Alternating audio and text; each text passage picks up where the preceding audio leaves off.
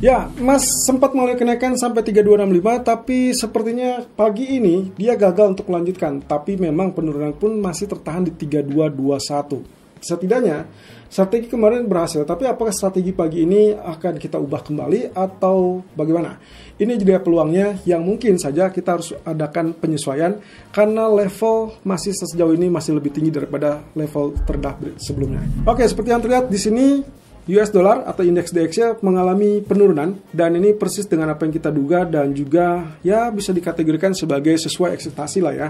Karena kemarin kita sempat menyinggung kaitannya dengan efek dari CPI yang memungkinkan akan terjadi penurunan ataupun rejection di zona atas atau resisten ya. Ini berarti kalau lihat dari candlesticknya bearish seperti itu, berarti kita sudah dapatkan dengan apa yang kita inginkan, yaitu kaitannya dengan wave keempat. Potensi wave keempat ini kita anggap bahwa dia memang betul tertahan sesuai dengan teorinya, tertahan di 38,2% ya.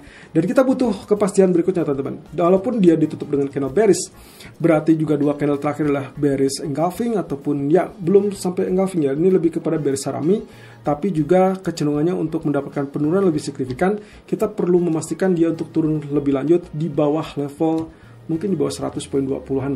Nah, untuk saat ini masih 100.80-an, jadi kita butuh trigger ataupun pemicu berikutnya.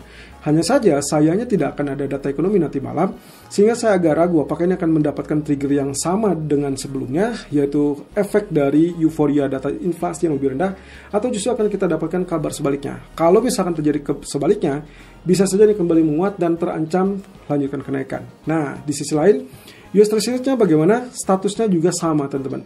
Kenaikan kemarin ternyata terbukti tertahan dan Anda bisa lihat di situ posisi candle ditutup dengan bisa dibilang doji ya kalau lihat seperti ini. Nah, posisi doji ini sebetulnya kita memperhatikan adalah posisinya adalah hanging man. Jadi kalau misalkan 2 atau 3 candle bullish ditemani dengan hanging man, seharusnya ini akan memberikan dampak yang signifikan, yaitu kaitannya dengan potensial bearish ataupun penurunan. Nah, dengan demikian ada potensi untuk pelemahan yang berarti pula menandakan bahwa ada kesempatan untuk emas kembali catching up untuk level resistennya dan juga other currency mungkin mulai rebound ya secara spesifik bahwa dia akan berlawanan dengan US dollar. Nah, posisi ini terlihat dari sisi pound sterling. Kalau kemarin kita sempat menggambarkan posisinya adalah terkait dengan head and shoulder yang sudah confirm, ternyata coba lihat. Candlestick kemarin itu ditutup kembali dengan posisi bullish. Dan akhirnya dia kembali di atas neckline atau di atas areal yang kita duga sebagai neckline ya. 1.3250. Dia tutup dan akhirnya naik ke 1.3308. Berarti untuk saat ini saya resmi bicara tentang potensi dari head and shoulder tersebut gagal. Ya, tidak berlanjut dan kita mungkin harus mencari pola berikutnya ya yang memungkinkan untuk terjadi. Tapi sejauh ini kalau misalnya saya asumsikan bahwa ini adalah kenaikan terus kita masih menggunakan patokan dengan Fibonacci retracement, maka terlihat bahwa dia tertahan di 38,2%. Yang artinya bahwasanya kondisi ini menunjukkan bahwa indikasi bullish itu masih cukup kuat untuk pound sterling. Nah, dengan demikian kita akan coba lihat beberapa waktu ke depan apakah besok termasuk juga akan menjadikan indikasi dolar melemah. Kalau iya berarti ini akan membantu untuk kenaikan lanjutan ya. Berarti juga akan ada kenaikan di atas 1.3340-an. Kita coba lihat. Grafik H4 di sini kalau misalkan saya asumsikan dia sudah gagal dari posisi bearishnya kemarin, berarti saya akan memandang perlunya untuk kenaikan di atas level garis ini, teman-teman. Ya, walaupun kita sudah lihat bahwa dia sedang mulai kenaikan, yang jelas dia jelas di sini posisinya berbalik naik setelah dia sempat turun, tapi ternyata dia hanya sesaat, kemudian dibalik arah ke atas dan dia resmi untuk menjadikan dia bullish kembali. Oke, tapi padahal posisi ini belum aman karena kondisi trendline ini yang memungkinkan dia masih tetap dalam faktor tekanan bearish. Jadi seperti ini teman-teman. Posisinya adalah selama dia tidak mengalami kenaikan di atas garis trendline yang warna merah, maka yang kita lihat masih tetap dalam posisi bearish. Ini sangat mungkin untuk terjadi. Sebaliknya, kita mungkin juga bisa melihat ini akan ada potensi untuk bullish ataupun peluang untuk rebound. Asalkan yang pertama kalau saya asumsikan ini kecil ataupun yang bisa dibilang swing low paling kecil, kemudian ini yang paling tengah, kemudian nanti kita akan harapkan mungkin minimal equal atau mungkin juga cukup dekat saja di sini 23,6% untuk memungkinkan dia terjadinya swing low terakhir seperti ini untuk kemudian dia rebound dan akhirnya tembus level resistennya. Atau cara yang kedua, mungkin juga dia hanya sesaat di sini sebelum akhirnya dia tembus level resisten. Kenapa perlu seperti itu? Karena untuk mendapatkan dia kenaikan di atas areal trendline ini sepertinya agak berat, apalagi dengan data ekonomi yang tidak terlalu imbang. Berarti kita perlu trigger ataupun pemicu, dan pemicunya satu-satunya yang menurut saya sangat bisa terjadi adalah pelemahan US dollar lebih lanjut. Ini dengan kategori bahwa walaupun nanti malam tidak ada data ekonomi dari Amerika, kita asumsikan bahwa pelemahan dolar itu masih sebatas euforia kaitannya dengan data inflasi tadi malam dari Amerika yang relatif lebih, ya bisa dibilang lebih lemah. Berarti dengan demikian saya incar dan saya asumsikan ini punya peluang untuk terjadi seperti demikian. Ya minimal kita melihat ada upaya untuk mendorong ke atas, tapi sebelum itu dia akan swing low terlebih dulu. Ya, dan 1.3230, 1.3270 itu adalah area yang paling memungkinkan untuk terjadinya swing low dan untuk potensi buy.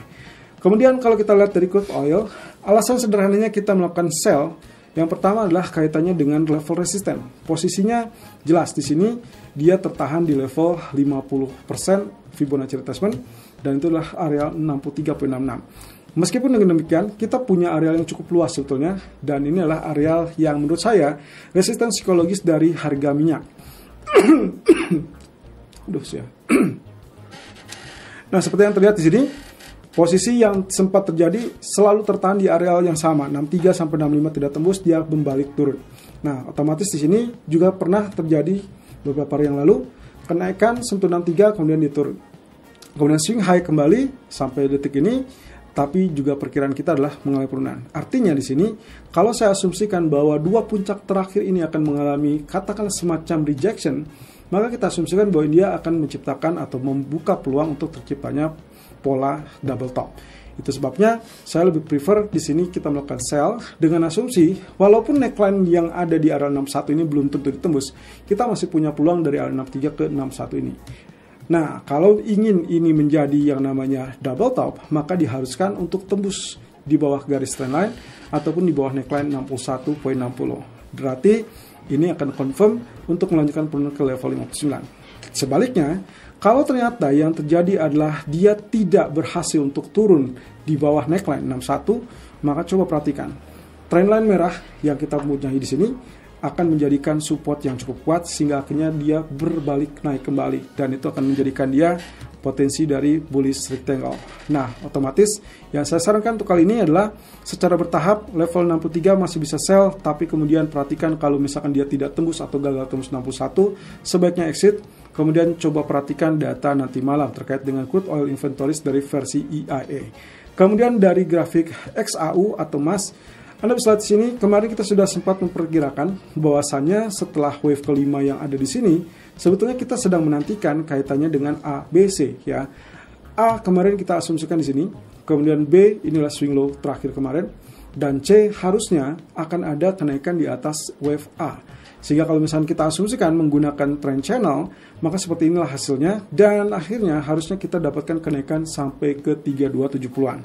Tapi sayangnya, tadi pagi waktu dia berupaya untuk mengalami kenaikan di sini, ternyata dia fail dan lalu kemudian hinggap di areal support. Nah, oke, catatannya begini teman-teman. Walaupun strategi tadi pagi cenderung gagal karena kita sudah sentuh SL duluan, tapi coba perhatikan, secara keseluruhan, kalau misalkan kita asumsikan bahwa penurunan yang terjadi adalah false breakout, maka bisa dipastikan areal ini belum akan banyak berubah. Artinya lagi, harusnya kita akan dapatkan atau yang paling potensial untuk lakukan buy adalah di teritori saat ini. Areal 3225 sampai 3230-an adalah level support kritikal. Jadi kalau ke depan ternyata tidak terjadi penurunan kembali, Anda boleh keluar dari posisi atau strategi cadangan sell, lalu kemudian siapkan pertimbangan untuk lakukan buy kembali. Dengan catatan, pastikan bahwa tidak ditemukan ataupun tidak ada tanda-tanda bahwa dia akan kembali berada di bawah zona ini.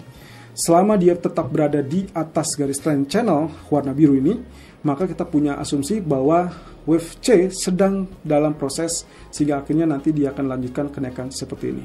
Dan itu yang akan menjadikan potensi kenaikan berikutnya harusnya sudah mulai terbentuk selama trend channel ini tidak ditembus.